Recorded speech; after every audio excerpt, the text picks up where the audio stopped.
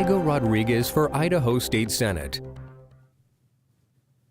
Well, thank you everybody for joining us in tonight's webcast. We're so thankful that you took time out of your evening to share it with us and to learn a little bit more about our campaign and what's going on in the great state of Idaho.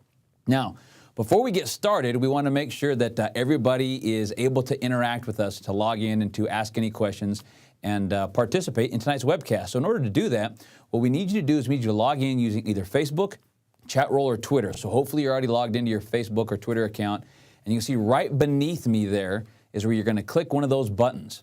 Click one of those buttons to log in, and then of course you can type in any questions you have, any interaction you want to have with us to participate in tonight's webcast. You can do so right beneath this video, this live stream. Now, speaking of live stream, this is live, so everything going on here is absolutely live. There is a slight delay of 5 to 10 seconds depending upon your internet connection, but this is going on live, so you will be able to interact with me. And of course, we're going to be introducing my contemporary, my friend running for the District 15 House seat, Jason Robinson. So, big cheers for Jason. He's here in studio with us, and we're going to be introducing him here in a little bit. But we want to go ahead and get right into the meat of the matter tonight. I don't want to waste your time. We want to make sure we're getting right into what we're talking about. Oh, really quick, one last thing. If you do not have Facebook or Twitter or Chatroll and you want to interact with us, you can see right above me here, you can still email your questions to us, or you can send a text message by texting the number right there above me. So feel free to interact with us that way as well. So there's a number of ways: Facebook, Twitter, email, or text. We've given you as many ways as possible as we can think of to make sure you're able to participate in tonight's webcast.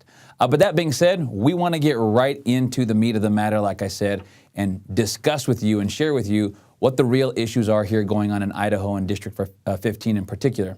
Now, a couple of weeks ago, we had a webcast, and I introduced myself to you guys. I introduced myself to District 15 and everybody here who was logged in, and we appreciate the time we spent there. I'm not going to repeat really any of that stuff tonight because there's no reason to. We've already gone through it. It was recorded. It's posted on my website, so feel free to go there to my website. In fact, Jake, bring up the my laptop here really quick so everybody can see.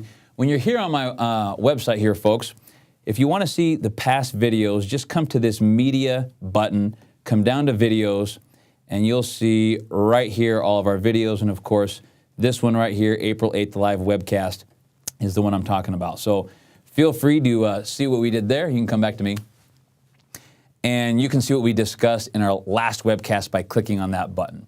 So tonight, we want to go ahead and get right into what we're going to be talking about tonight. I got a short presentation I want to give you. We'll just bring it up now. And we're going to be sharing with you some things that I think are really, really important. First of all, for those of you who haven't met my family, I do want to just introduce really quick my family.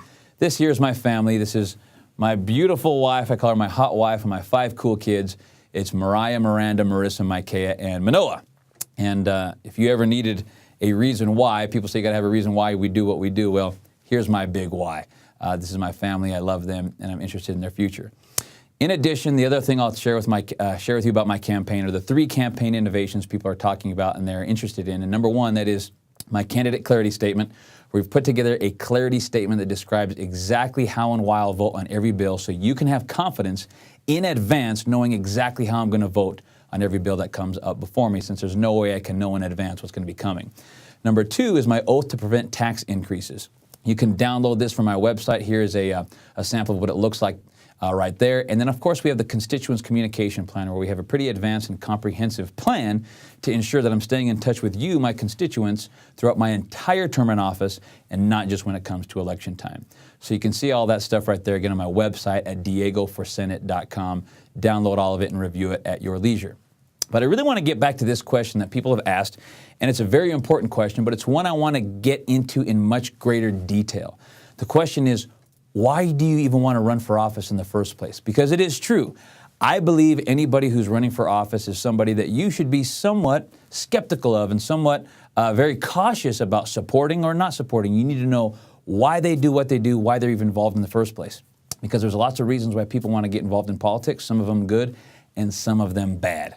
And, quite frankly, for those of you who are like us, and by us, I mean conservative Republican people, family-oriented people who care about their futures, who care about their children and their grandchildren, who don't want to be taxed to death, who don't like seeing an ever-expanding government continue to intrude into your life, et cetera, et cetera, et cetera. For those of you who are like us, it's easy to throw your hands up and say, you know what?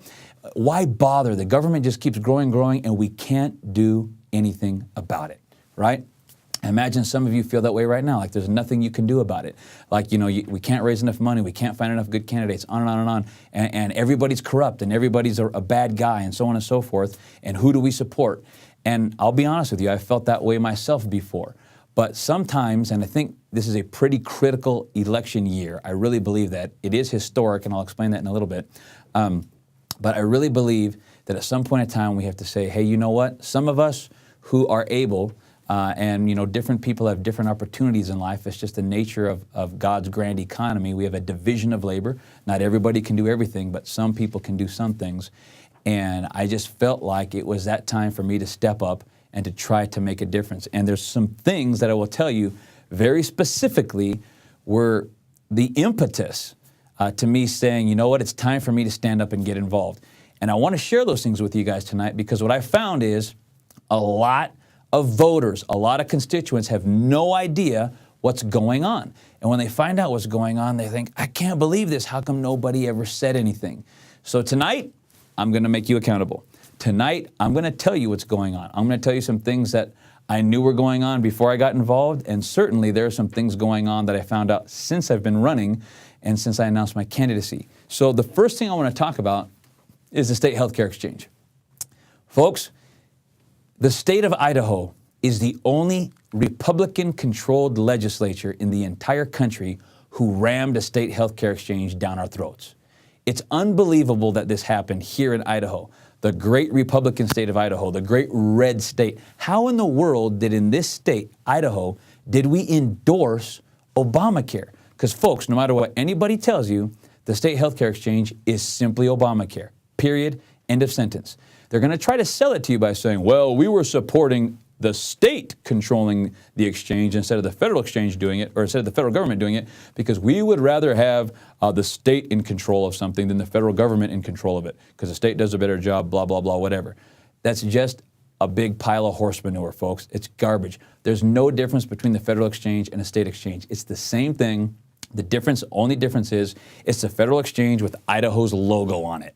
There's Idaho employees who are involved, but it's the same exchange. It's the exact same thing. So here's the point. If Obamacare is wrong, if Obamacare is evil, and it is wrong, it is evil, it is the greatest expansion of government into our lives in my lifetime, in your lifetime, if you're alive to be on this webcast, it's the greatest expansion of the government ever into our personal lives, and we rammed it down our throats here in the state of Idaho. It's unbelievable that this happened, and when this happened, it just blew my mind. How could this happen? And I felt like I had to do something about it, and we want to absolutely get rid of the state healthcare exchange. Folks, it's a scam.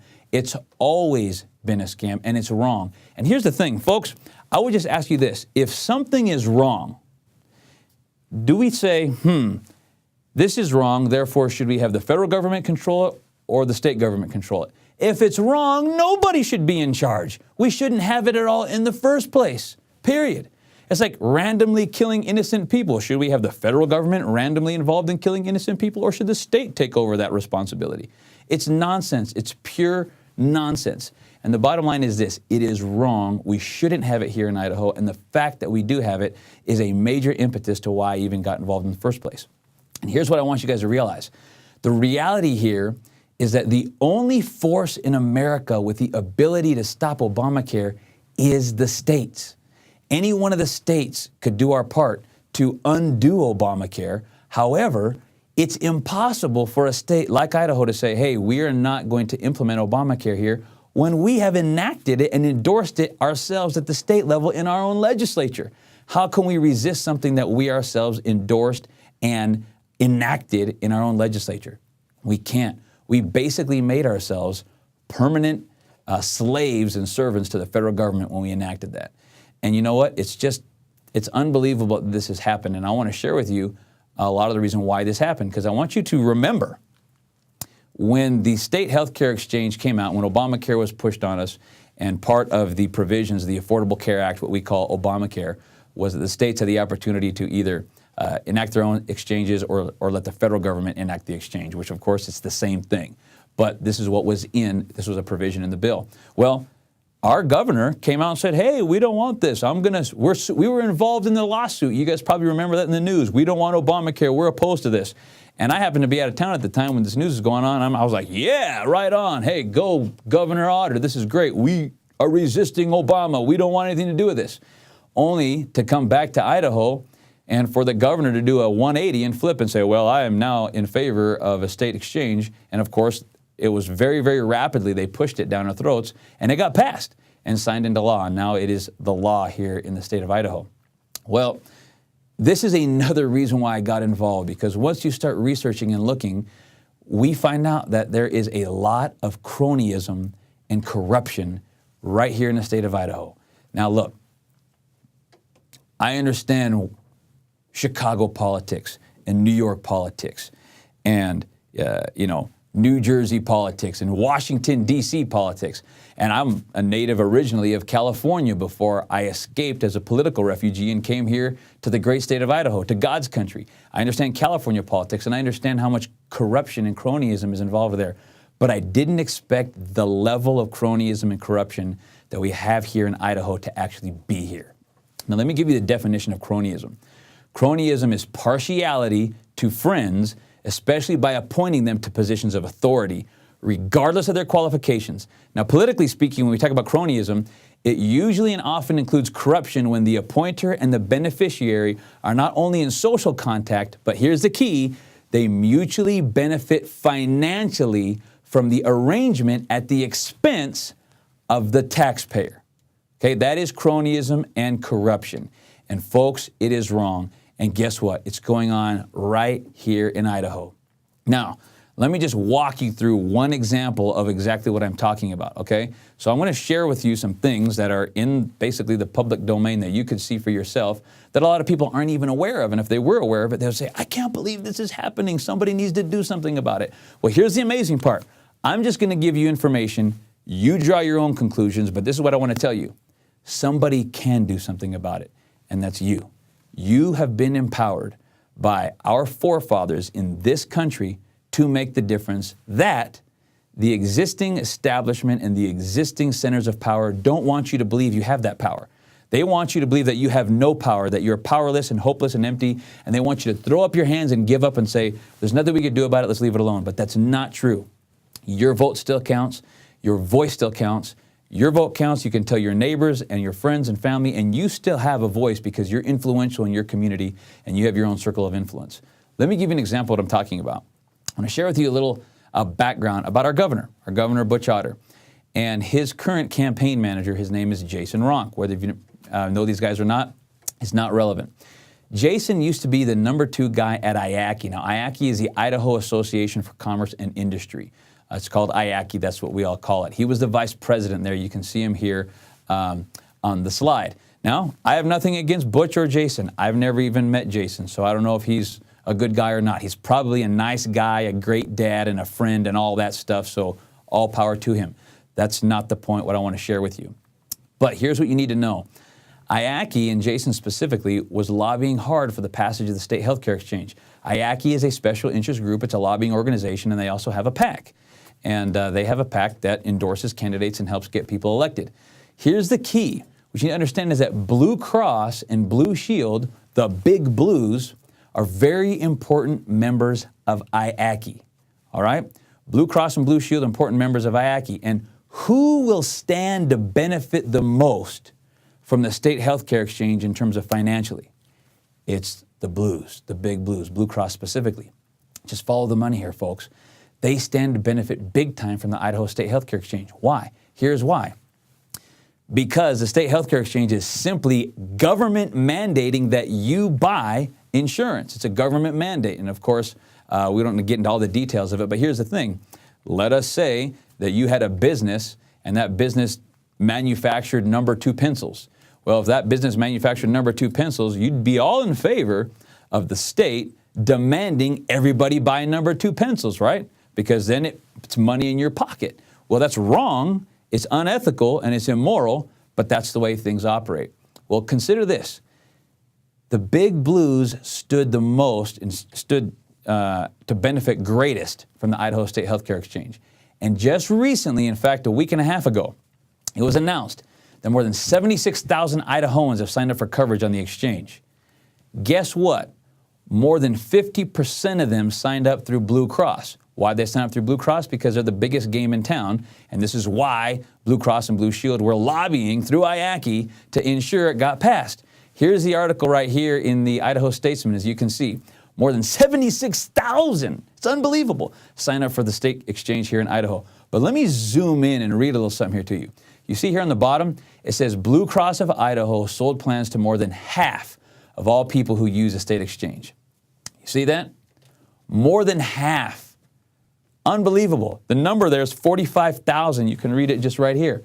More than 45,000 Idahoans signed up through Blue Cross because we got this passed.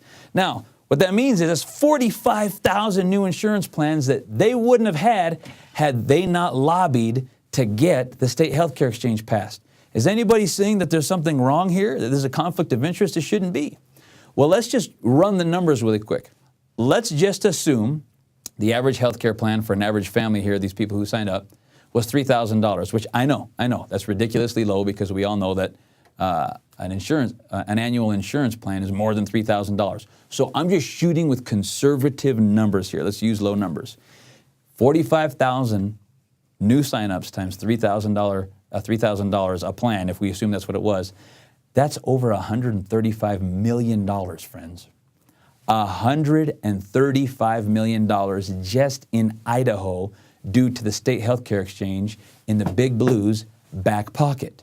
That's what's going on. Now, Jason Ronk, you're probably wondering, okay, this guy who was lobbying for this, and it wasn't him alone, okay, but IACI was all in favor of it, and this is what they were lobbying for.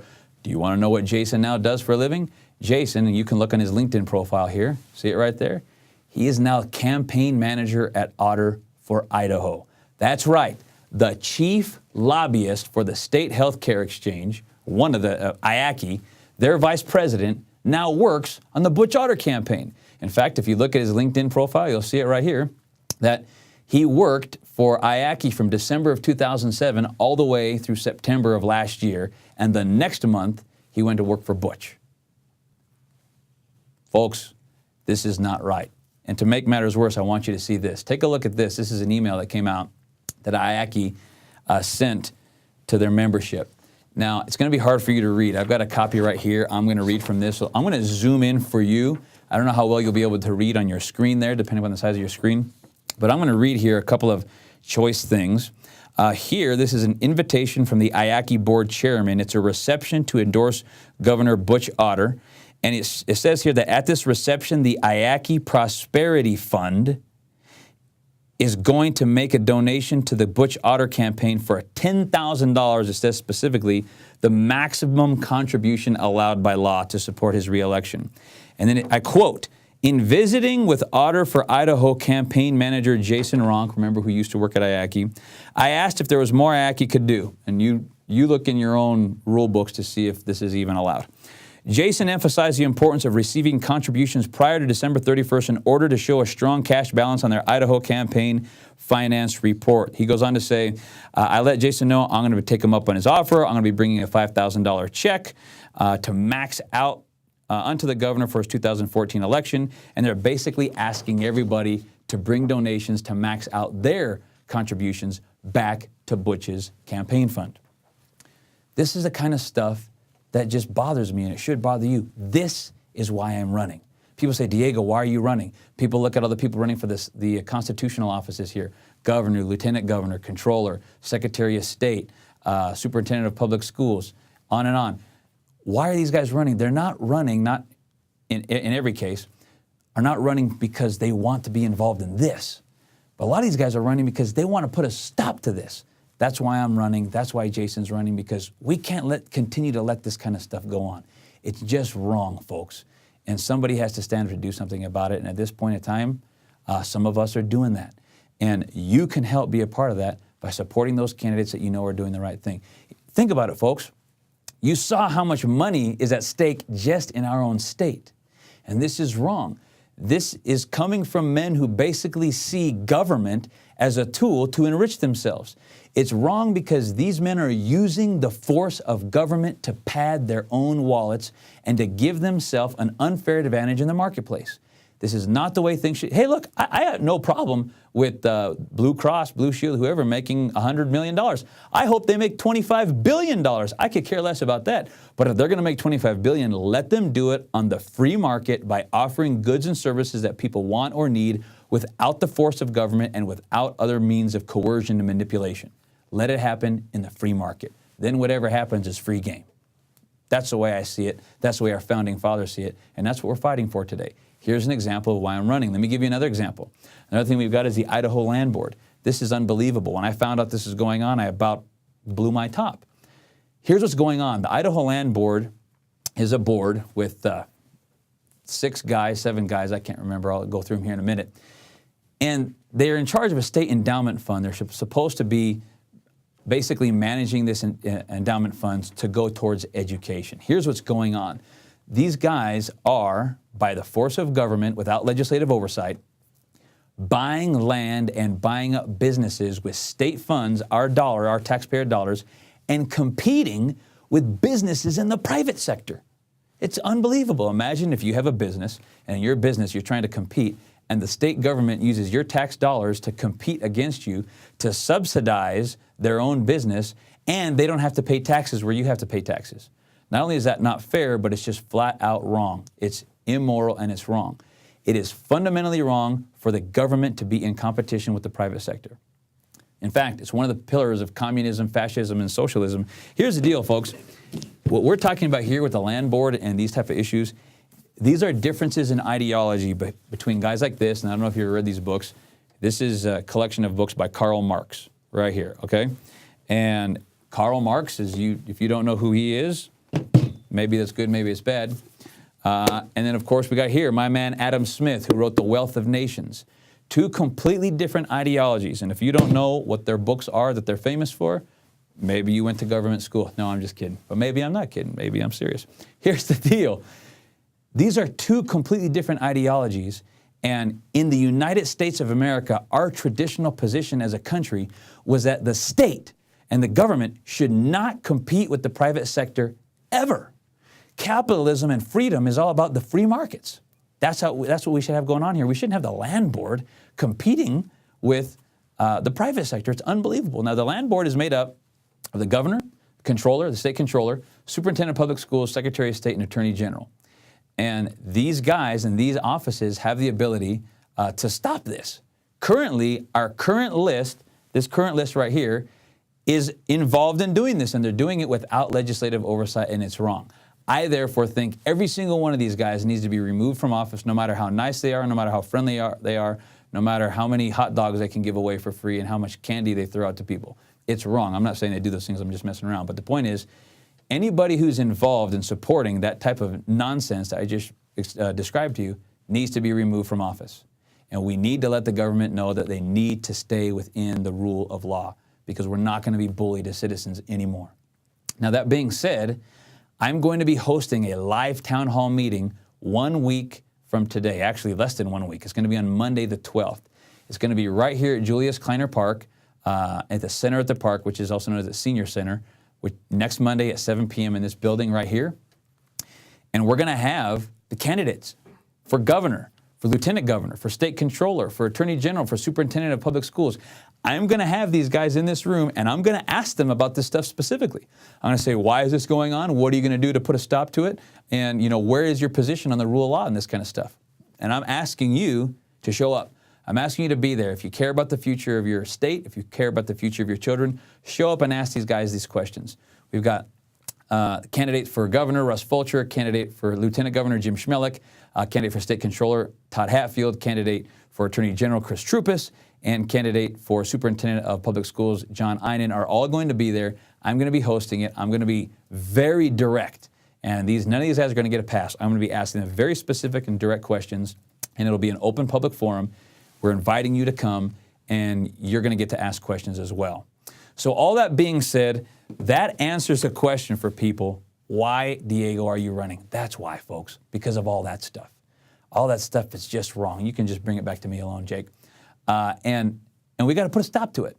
And I know I'm just one guy, but here's the thing. There's a huge myth that says that state legislatures are powerless. They have no power. They can't do anything. That is a huge myth. The truth is, if state legislatures had a backbone, they have all the power. Because with a backbone, by the wisdom of our forefathers, they gave the states the power that's not in the Constitution. So there's a limited, specific amount of enumerated powers in the Constitution given to the federal government. The rest is up to the states. But we have too many cowards, too many spineless men and women. I'm just being straight up with you. This is the reality. We all know it, but people don't want to say it. So there, I said it. And they're in the office of our government. And I could throw dust in the air and curse the darkness, or I could stand up and do something about it with your support. And so that's why I'm running, and that's why I'm here, and that's why I spilled my water. This is live. What can I tell you? So that being said, that's what I wanted to share with you guys today from my heart. Now, before we go into Q&A, I'm going to open this up for Q&A, and we'll let anybody ask any questions they want. But I'm very privileged to have a very, very qualified and capable, not a running mate, but he's running for the contemporary position in District 15 in the House side. His name's Jason Robinson. And go ahead and bring up his picture here, Jake. And he's got a wonderful family and kids. I've had the privilege and the pleasure of getting to know him and to meet him on the campaign trail, and I am wholeheartedly endorsing him, and I want you to vote for him as well and get to know him. So with that said, we want him to introduce himself. And Jason, thanks for being here with us, and the floor is yours, my friend. Thank you very much, Diego. Pleased to meet everybody. If you haven't already, the best thing that you can do to learn more about me right off the bat is go to my website, jasonforidaho.com. That site is constantly being updated with lots of information, position statements, as well as calendar of events to get involved. I should do a little bit of introduction about myself. I'm a software engineer, developer, and a father. My wife is Larissa, my two kids, Zaralina 4, Jonathan 2, and our third child we get to meet sometime in November at the due date. I should state from the outset that I'm not a politician. I'm a software developer. I'm a computer guy. I'm a data analyst. I have a normal job that I love, but I'm concerned. I'm concerned with where I see Idaho going, specifically the legislature. Most people in Idaho have no idea who their senator is. They have no idea who their representatives are. They have no idea what they've been doing for the last 2 years until they see all those flyers and posters on their door and in their mail telling them to earnestly support them again so that they can continue to do whatever it was that they've been doing for the last 2 years. Most people don't really know what those legislatures have been voting on. And why is that?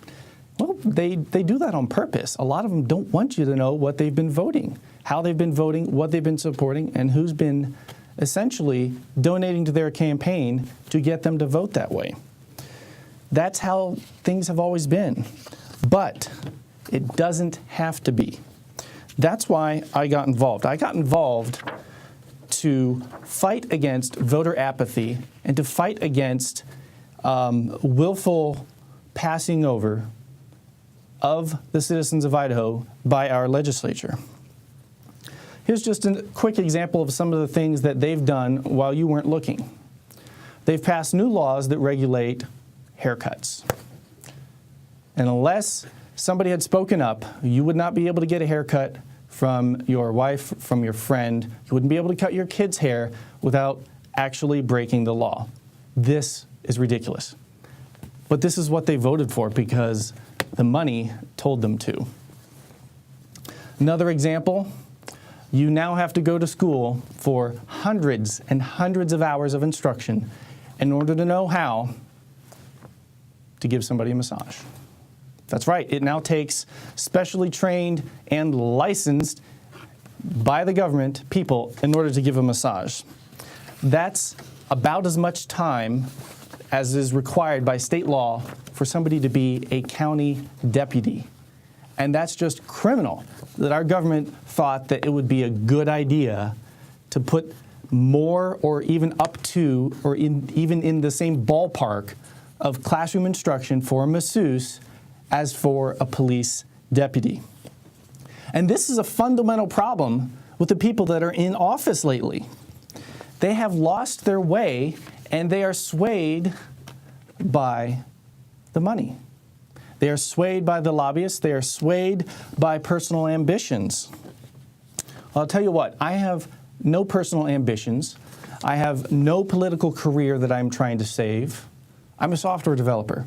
I got in this entire race because this has to stop. This apathy and this ignorance has to stop. Their decisions aren't guided by fundamental principles. And that is the problem. They are swayed by lobbyists and they're swayed by public opinion. And that's why we have laws as ridiculous as this beautician law. One of the things that also galvanized my involvement in this race is Obamacare. I work for a private health exchange company that's been around since 2005. We are, in essence, the competition to Obamacare, but we are a private sector business. We compete on the merits of our offerings and on our software, and that's how enterprise should function in America. But because some lobbyists, like IACI, got together and they said, we want to have a built-in benefit for our business specifically, they thought that was a great idea. And I can tell you from personal experience working with healthcare.gov day in and day out that our governor lied. There is no table for our state exchange. There is no table for Idaho to sit at, to have an influence. There is no seat for us. We have no say. If you think Idaho, all roughly maybe 3 million if we grow for another couple years, can sway national politicians on an issue with billions of dollars behind it, then you're being deceived. Otter promised us that we would have a say in this exchange because of this seat at a table. But there is no table. There is no imaginary seat. We have no say whatsoever over health care in Idaho anymore. That's been farmed out to the federal government. Otter promised, well, you know, we would have a say. But what would we have a say in? The things that you care about, that I care about in healthcare are the price. How much are we going to pay every month? The coverage. How much is it going to cost us? The provider networks. Which doctors can we go to? The insurance carriers. Which companies can we buy insurance from? Well, guess what? As a result of our state exchange, we have exactly zero additional bargaining power. We have exactly zero additional influence. We have no ability with our state exchange to change the price of premiums, to change coverage, to get rid of abortifactants. We have no say whatsoever. That's just one of the problems that our legislature has foisted on us. Another one is a national education propaganda piece called Common Core. We see daily on the news, and it doesn't matter what outlet you get your news at, where parents at PTA meetings find out that some sexually explicit book has been Common Core aligned. And that was shoved in under the dark of night with Common Core's introduction. Why didn't they know about this? It's by design. Common Core is not local. Common Core is not good for Idaho. I married a teacher, a public school teacher. And as a result of her experience in public schools, I've learned an awful lot about how public education works. And one of the biggest problems facing our teachers is mandates and requirements that come from outside the district that force them to dedicate classroom time to something other than teaching to the students that are sitting in that classroom.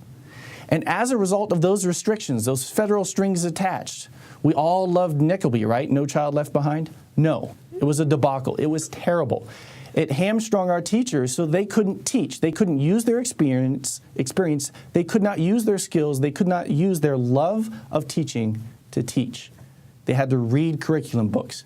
They had to read guides. And they had to dedicate X number of minutes per day to certain aspects of a curriculum dictated by somebody outside of our state that had no idea what the educational and family life is like for Idahoans. That is something that needs to be just rolled back, kicked out of Idaho's borders. I recently spoke with the executive director of the State Board of Education, Dr. Mike Rush, and he told me that Luna's approximations on introducing what's called the Smarter Balanced Assessment, that's the new replacement for the ISATs, same test, different name, different company, is going to cost the same. It's a financial wash. We will save no money by moving to Common Core. What do we give up? Autonomy on the tests. The Smarter Balanced Assessments are now part of 2 nationwide organizations that are going to be making lots of money on these standardized tests, and we will have very little, if at all, any say on what goes on those tests. And as a result, that means our teachers will have very little input and very little ability to teach to the skills and the needs of their students.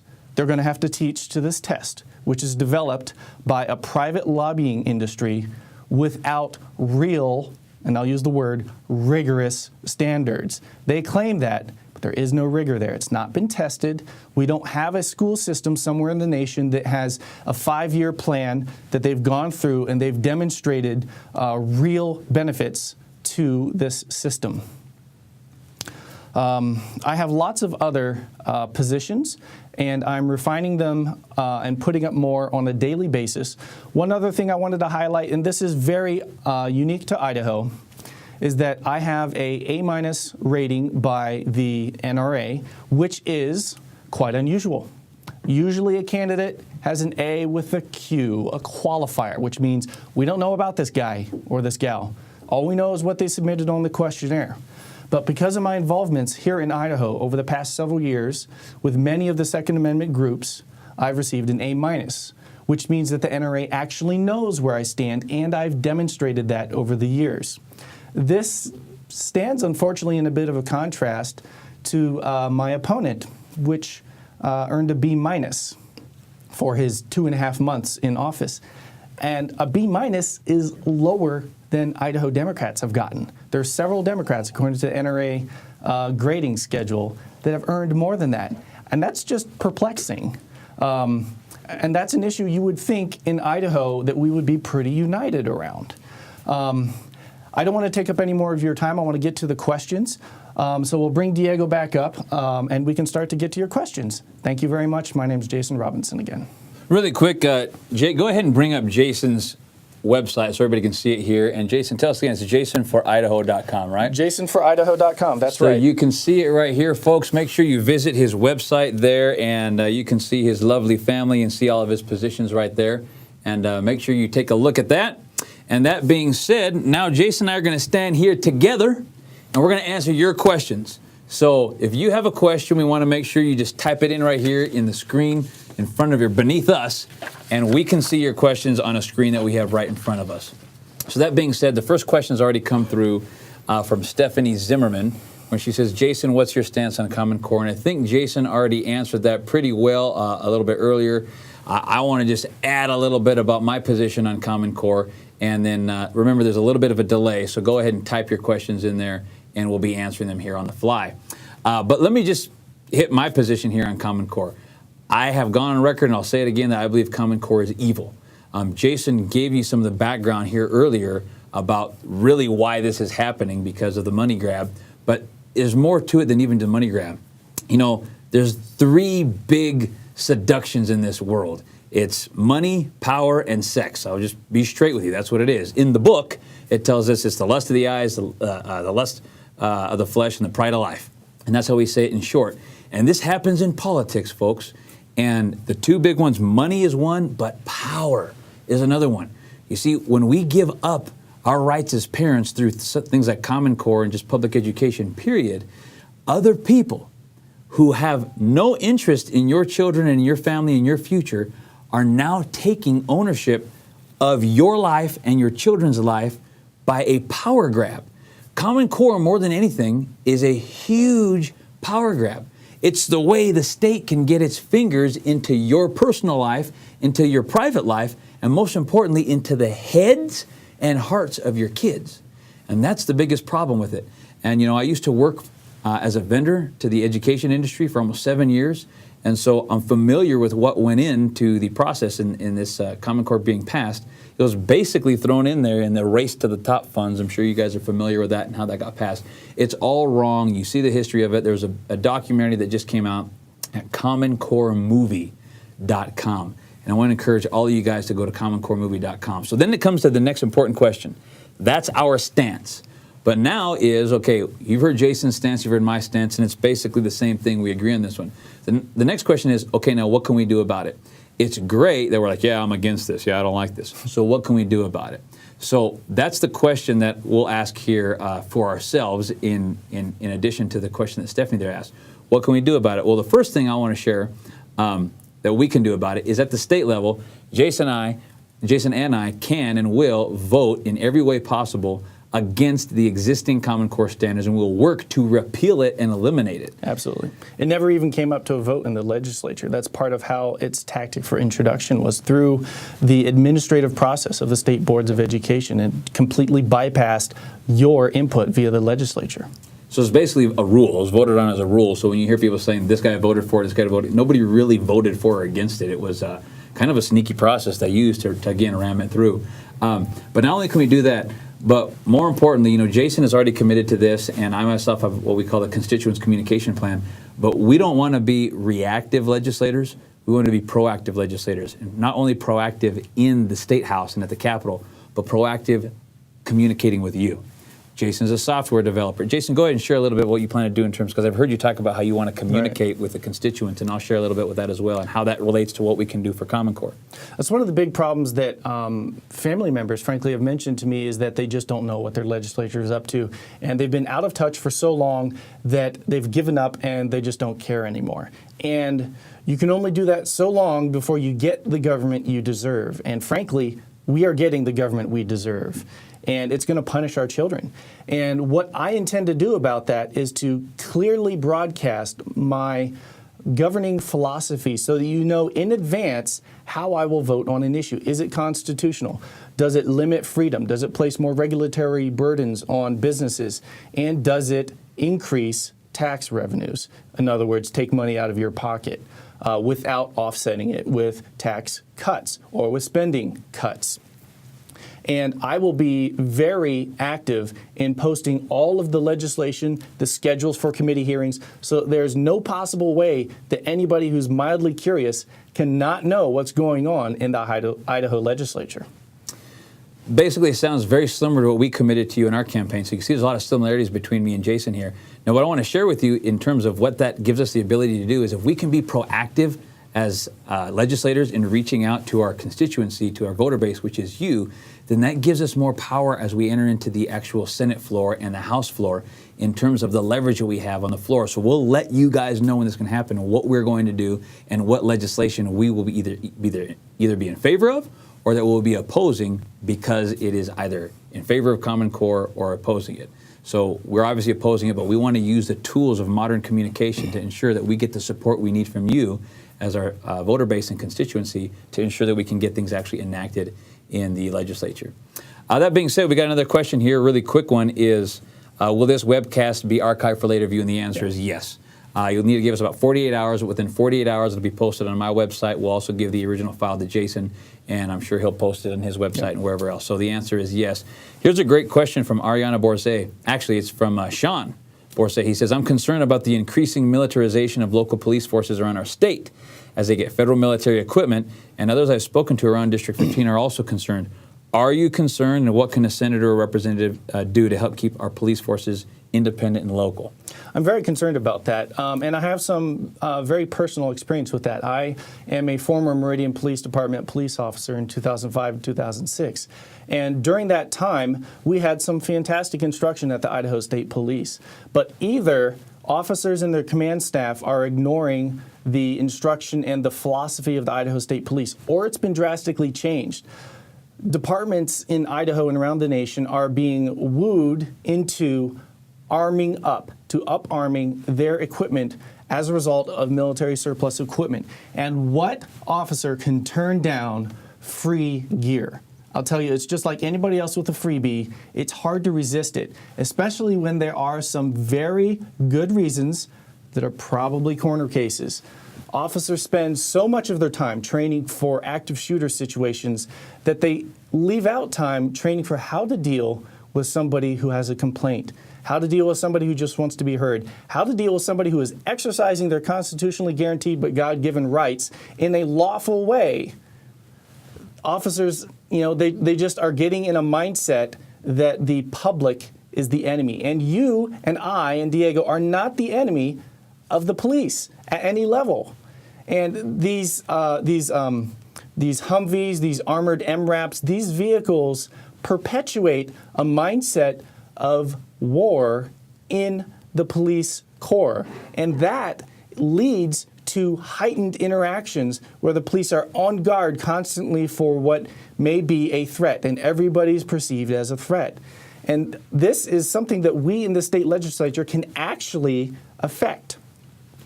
These vehicles, these MRAPs, these armored Humvees are being given to police departments directly from the federal government with no oversight whatsoever from the legislature. And the Idaho legislature could pass a bill that would require grant review or appropriation review for all of these freebies from the federal government. Right now, you have no say over that. And your legislature, your Senate, and your representatives are there as your voice in the government. And we are not currently allowing you to have a voice. We meaning the current government. And so that's one of the things I would definitely want to do is introduce legislation that would allow the legislature or a select committee to approve and inspect every single freebie coming down from the federal government to our local police and county sheriff offices. Excellent answer. In this obviously a case where Jason is much more qualified because of his experience as a police officer to answer the question, and I wholeheartedly agree. All I would say is ditto on that one. So great response. Missy asks, I have a few questions about some of the information you put on your flyers and website. Number one, where were you valedictorian in high school or college, and where was that? What does Hard Knocks? So this is probably for me because I've made mention of Hard Knocks. So was I a valedictorian? Yes, it was in high school. I didn't go to college, so actually I'm a college dropout. I was a recipient of the Rodman Scholarship, which is the highest academic scholarship you can receive at California State University, Fresno, which is where I'm from. But I dropped out. I dropped out early and went straight into the workforce and became a businessman and entrepreneur. So valedictorian in high school, not in college. School of Hard Knocks, when it says under my education, basically just is a tongue-in-cheek statement saying that as a young man, I've been through a whole lot of things in life.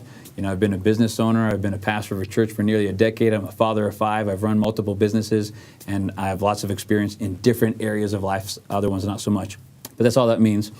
Number 2, I noticed you have Fred Martin listed with a B rating with the NRA, but I looked on their website and he's rated with an A-. Are you going to fix that misprint of information? So, yeah, good point. This was actually fixed today because it was brought to my attention today. Jake, if you go ahead and bring up my website, and I'll show it to you guys right now. The thing is when the NRA first published their ratings, and Jason has a copy of it as well. Last Monday. You can see it right here. This is a screenshot from the Political Victory Fund where I was given an A- just like Jason was. Again, not an AQ, but an A-. And a lot of that has to do with the fact that I'm a lifetime member of the NRA and I support basically all their positions. Since that time, and I don't know when, but since that time, it has changed. And so since the NRA, for whatever reason, went ahead and changed it, we changed it on our website as well. So if you come to our Compare the Candidates Guide, you can see here that we have removed it. It's no longer here, but the rest of the information has stayed. And of course, we've given Fred every opportunity to clarify these things. You can bring it back here as well. Jake, because it looks like, so the answer, Missy, is yes. Not only are we going to, but we already did. And you said you have one more question. On my website, it states that Fred Martin is for Common Core, but there's not a note where you got the information. Where did you get it? I'm confused with the information that I read and would like some clarification. So the statement specifically, it says that the candidate opposes the Common Core education standards. And Fred certainly does not. So he's not opposing it. And there's nowhere where he's stating that he is not opposing it or he's in favor of it. But I'm simply stating that I oppose it and he does not. Now, when I sought clarification from him myself so that I could put whatever his clear statement is, he hung up on me. So that to me was a very clear indication. Of course, others have told me that he has refused to oppose it as well, but I'm not going to use hearsay. My chance to reach out to him so he could directly clarify, he hung up on me, along with when he hung up on me when I asked him about his vote on the Religious Liberty Amendment and other issues. So that's what that's there for. So sorry about that. That's unfortunately how it happened. Stephanie says this, another good question from my neighbor, wants to know, what can we do to help bring good paying jobs back to Idaho? Let me just hit this one first. I know you're anxious to get at that one too, but this is a kind of a hot spot for me, and this is just one of those things that I think is really important. And that's first thing I want you guys to please note before I answer the question is that I am of the opinion and I am the persuasion that the government shouldn't have anything to do with bringing back jobs or creating jobs or developing jobs or anything like that. It's not the government's business, state, federal, or otherwise, to in any way be involved in shaping the economy. In fact, in every way that the government is involved in shaping the economy, it is negatively. They're tearing the economy down because the government can't do anything to support the economy. It can only take away and redistribute, which of course is destructive. So when the government enters into the economy, it's always as a destructive force and not a constructive force. Today, my business is I'm a marketing consultant. 100% of my personal clients are all business owners. So I work every single day directly with the men and women who create these jobs. And I'm going to tell you right now, the number one force opposing businesses that would otherwise allow them to hire people and pay them good wages are government regulations, government taxes, expansion of government and intrusion into their daily life, et cetera, et cetera, et cetera. I'll give you an example of one of my clients I just met with last week before I left town. In the meeting we had before I left, we were discussing the taxes, my taxes I just paid and his that he paid. I was complaining about my taxes and he looked at me like, what a joke, because his taxes increased year over year, $1.2 million. He is a local Idaho company and one of the largest contractor employees here in our state, okay? $1.2 million, and that's before the Obamacare penalties he's going to have to start paying in January of next year. So if you want to know where are we going to get good paying jobs, do you have any idea that's $1.2 million off of his bottom line that he would otherwise be paying to existing employees in terms of higher wages or hiring new people? What people don't understand is that the government has nothing to do with creating jobs. It only destroys. It's a destructive force when it enters into the marketplace. So what we can do in terms of creating jobs is nothing. What we can do is we can help move to release the strings of government and the burden of government that is a burden on business owners' back, get the monkey off of business owners' back so that the free market is free to expand, to let the natural forces of the free market take over and bring in every single opportunity that we would have here in the state of Idaho. The reality is government regulations, government intrusion, high taxes, et cetera, is the biggest problem we have for low-paying jobs. So everybody from the governor on down, they say we need to do what we can to bring good jobs back. I would encourage you to challenge people to ask, where do jobs come from?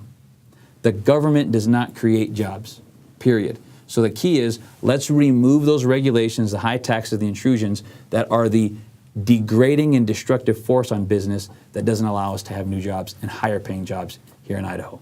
You know, we have several pillars of the tax structure in Idaho that act as barriers to entry for businesses in Idaho. We have a sales tax. We have a personal income tax. We have a corporate income tax. We have a business personal property tax. We have regulatory burdens, and we have and we have property taxes. All of those act to slow down, inhibit, and burden businesses from entering Idaho. Right now, businesses want to flee California, to flee Seattle. They want better opportunities for their employees and for their business. But Idaho is not providing that for them. That's very true. When you compare Idaho to the states that surround us, we are okay on the regulatory burden and okay average on the taxes. We're not outstanding. There's some that are better. Wyoming, Montana are better. And there's some that are worse. Oregon, Washington, Nevada.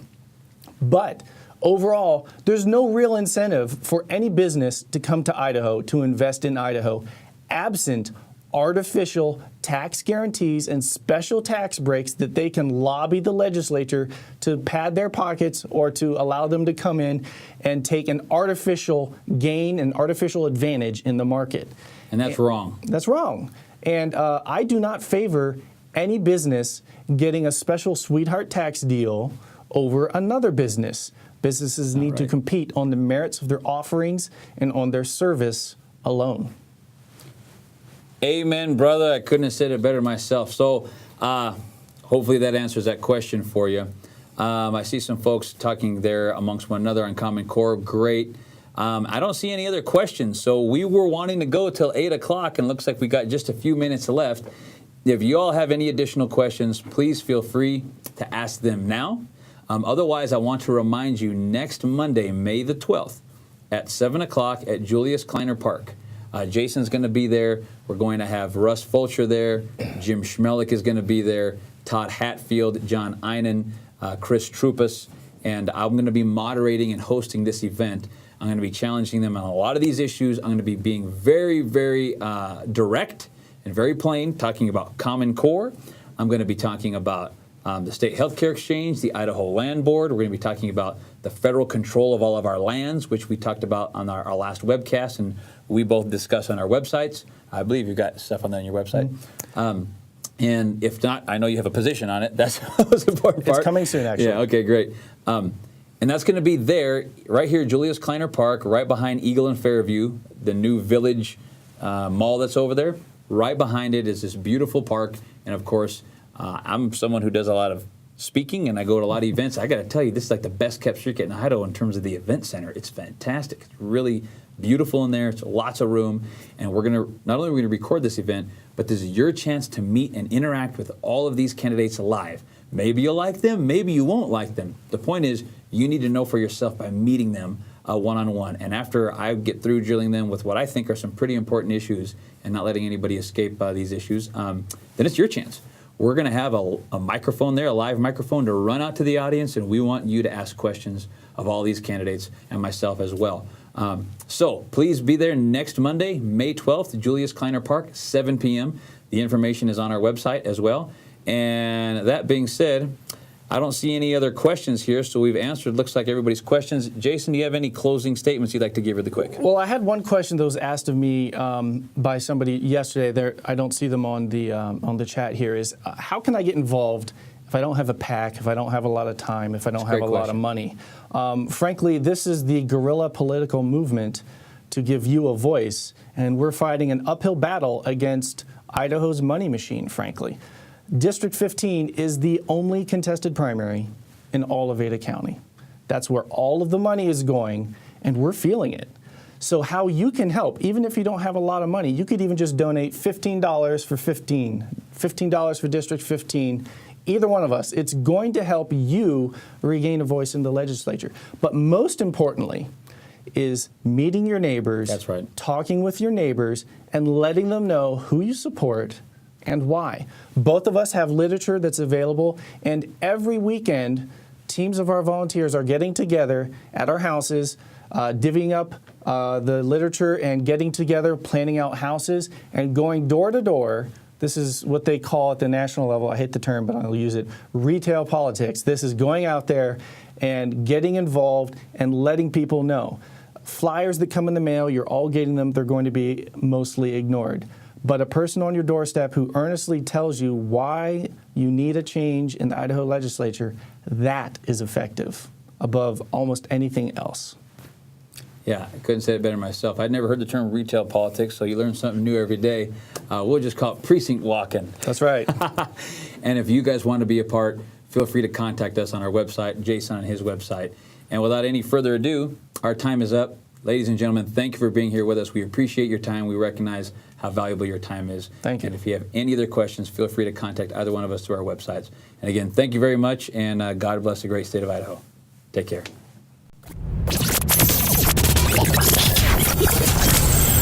Vote Diego Rodriguez for Senate.